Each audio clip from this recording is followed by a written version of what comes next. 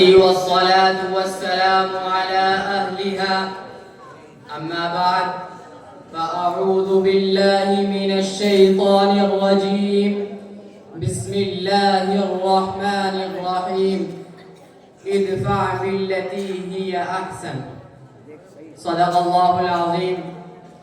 پھر سیاست چھوڑ کر داخل حصارِ دی میں ہو، پھر سیاست چھوڑ کر داخل حصارِ دی میں ہو، ملک و دولت ہے فقط حفظ حرم کا ایک ثمر. ایک ہو مسلم حرم کی پاسبانی کے لیے، ایک ہو مسلم حرم کی پاسبانی کے لیے، نیل کے ساحل سے لے کر تابخا کے کاشغر. جناب صدر، حکم مستحکم، سامعین مکرم، یہ بات روز روشن کی طرح آیا ہے کہ عالم اسلام کسی ایک خطے میں محدود نہیں، بلکہ اس کے پرستار ہر بر اعظم میں زندگی بسر کرتے ہوئے نظر آتے ہیں. بالخصوص بر اعظم ایشیا و افریقہ میں مسلمانوں کی تعداد کروڑوں میں ہے، اور کم و بیش 55 ملکوں پر مسلمانوں کی آزاد اور خود مختار حکومتیں ہیں، جن میں توحید اور رسالت کے پیروکاروں کی تعداد 1.5 ارب نفوس سے بھی زیادہ ہے. گویا اس کرۂ ارض کا ہر چھٹا آدمی دین اسلام کا پیروکار ہے. مگر مقام صد افسوس یہ ہے کہ امت مسلمہ میں نظر و فکر کی وحدت کا فقدان ہے، مرکزیت کی شدید کمی ہے، یکجہتی اور ہم آہنگی نہ ہونے کے برابر ہے. ہر ملک اپنے ذاتی اور علاقائی مفاد کا اسیر ہے. رنگ و نسل عرب و عجم کے بت گاڑ دیے گئے ہیں، جس کی وجہ سے مسلمان زوال و انحطاط کا شکار ہے. اقبال نے مسلمانوں کی ذلت و پستی کو دیکھا اور تاریخ کے اوراق کو کھنگالا.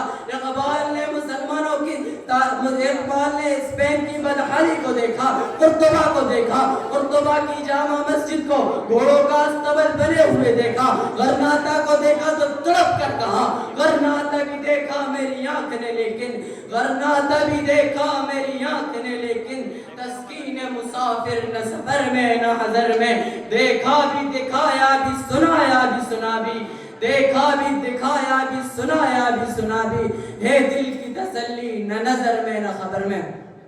سامعین، پوری دنیا کے مسلمان شدت کے ساتھ یہ محسوس کر رہے ہیں کہ انہیں عربی اور عجمی کی بنیاد پر تختہ مشق نہیں بنایا گیا، بلکہ یہ ساری فوج کشیاں، یہ باہری بیڑے، یہ باز فورس بموں کی برسات اور ابو غریب جیل کی سزائیں صرف اور صرف اس لیے ہیں کہ ہم مسلمان ہیں. آج مسلمانوں پر فتنوں کا ایک انبار ہے جن کی داستان سے اخبار خونے بہار ہے. جدھر دیکھو مسلمان بربادی کے عمیق غاروں میں گرا جا رہا ہے. آج مسلمانوں کا خون ارزاں ہو رہا ہے، ان کی مظلومیت کو دیکھ کر شیطان فرحاں ہو رہا ہے. لیکن مجھے افسوس ہے مسلمانوں کی اس حالت پر. کہتا ہے ہری ہے شاخ تمنا ابھی جلی تو نہیں، دبی ہے آگے جگر مگر بجھی تو نہیں. جفا کی تیغ سے گردنیں وفا شعاروں کی، جفا کی تیغ سے گردنیں وفا شعاروں کی، کٹی ہے برسر میدان مگر جھکی تو نہیں. سامعین اعظام، تاریخ ہمیں بتاتی ہے کہ جب بھی اسلام مسلمان متحد ہوئے ہیں تو انہوں نے اپنے سے کئی بڑے دشمن کو شکست فاش دی ہے.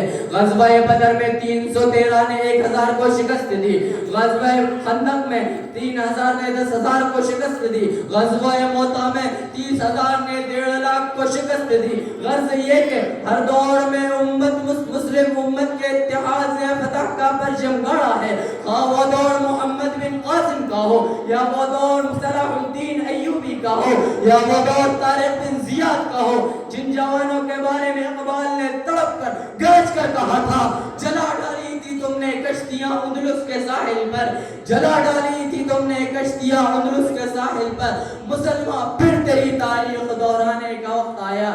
چلے تھے 313 جہاں سے تم مسلمانوں، چلے تھے 313 جہاں سے تم مسلمانوں، انہی ماضی کی راہوں پر پلٹ جانے کا وقت آیا. سامعین عزیز، فطرت کے تمام مذاہب ہمیں اتحاد و اتفاق کا درس دیتے ہیں. اگر ہم ستاروں کو دیکھیں تو ستاروں کی وحدت شب اندھیرے کو چاک کر رکھ دیتی ہے. سنگریزوں کی وحدت سے کوثاف جنم لیتے ہیں. قطرے سے دریا، ذرے سے صحرا اور کرن سے سورج کی تابش حاصل کرنے کی قوت بڑھ جاتی ہے. اور پاؤں کی ٹھوکر سے یہ بات ثابت کی جا سکتی ہے یہ عظمت باطل دھوکہ ہے، یہ سطوت کافر کچھ بھی نہیں، مٹی کے کھلونے ہیں سارے، یہ کفر کے لشکر کچھ بھی نہیں. اللہ سے ڈرنے والوں کو طاقت سے ڈرانا مشکل ہے. جب خوف خدا ہو دل میں تو پھر کسرا و کیسر کچھ بھی نہیں. وما علینا الا البلاغ المبین.